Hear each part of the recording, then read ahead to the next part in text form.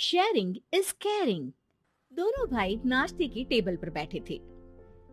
प्रियंका, मेरा नाश्ता कहाँ है? भाभी, मुझे भी ऑफिस के लिए लेट हो रहा है। इस पर प्रियंका किचन में से दोनों के नाश्ते की प्लेट्स लेकर बाहर आती है। लो भाई, आप दोनों का नाश्ता। किसी को भी 1 मिनट का सब्र नहीं है।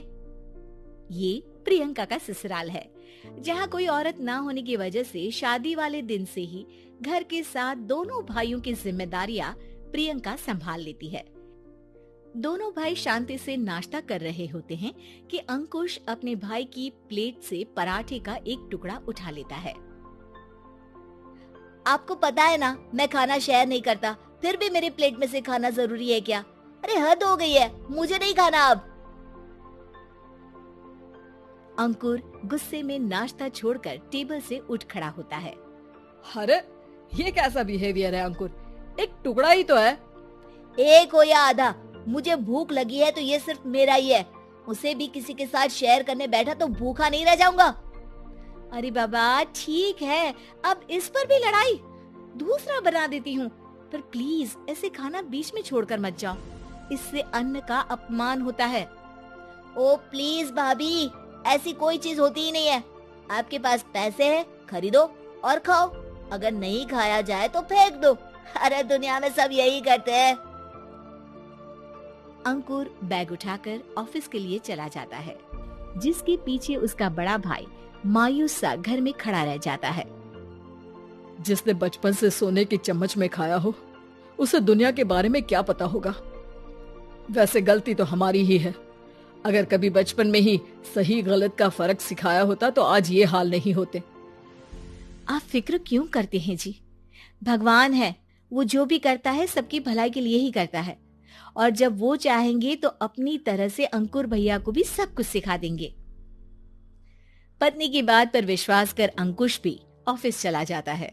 सुबह से दोपहर होती है और अंकुर लंच करने ऑफिस के पास वाले रेस्टोरेंट में पहुंचता है, जहां वो एक साथ बहुत सारा खाना ऑर्डर कर देता है।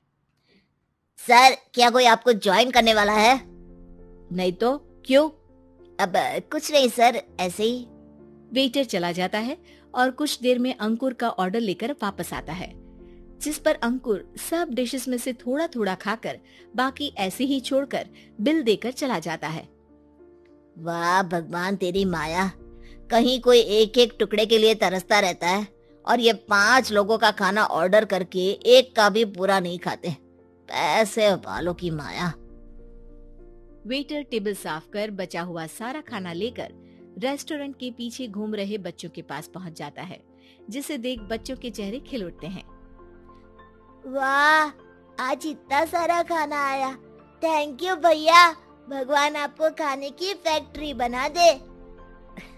अगर ये फैक्ट्री मेरी होती तो तुम लोगों को कभी किसी का झूठा बचा हुआ खाना नहीं खाना पड़ता। चलो तुम लोग खाओ, पर ध्यान रखो किसी को पता ना चले, नहीं तो मेरी नौकरी चली जाएगी।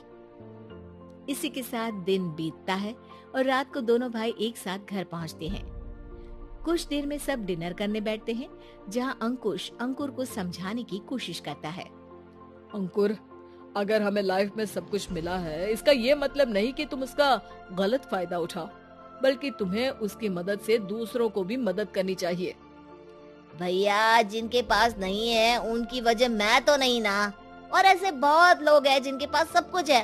इसलिए अगर मैं एक इंसान कुछ नहीं करूंगा तो कोई फर्क नहीं पड़ने वाला। तुम्हारे भैया बस एक चीज समझाना चाहते हैं कि जिस चीज की हमारे पास कमी नहीं है, उसे बर्बाद करने से अच्छा है कि लोगों के साथ शेयर करें।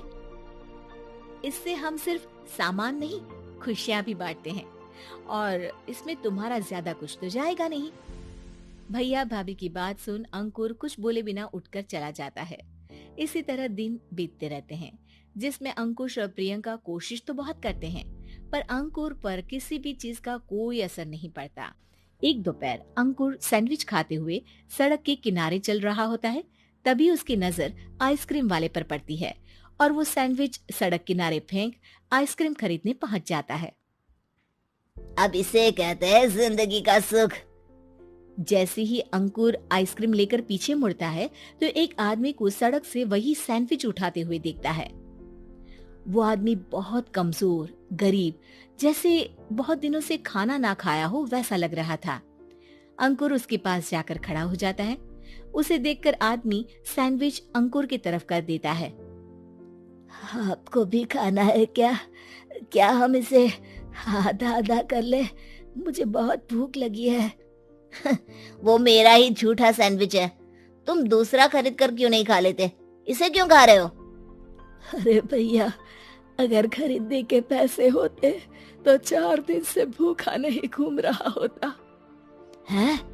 क्या तुमने 4 दिन से कुछ नहीं खाया, फिर भी इस आधे सैंडविच को मेरे साथ बांटने के लिए तैयार हो गए? क्यों? अरे भैया, पैसा नहीं है तो क्या हुआ, इंसानियत आज भी उतनी महंगी नहीं हुई और ना ही उस पर अमीर गरीब का टैग लगा है जो हम उसे रख ना सके। पर अफसोस, आजकल लोगों के अंदर पोषण, खून या विटामिन से ज्यादा इंसानियत की कमी होने लगी है। आदमी की बातों से अंकुर को समझ में आ जाता है कि वो आज तक कितना गलत काम करता आ रहा था। इसके बाद से वो अपनी किसी के साथ शेयर नहीं करने और खाने को बर्बाद करने वाली आदत को छोड़ देता है।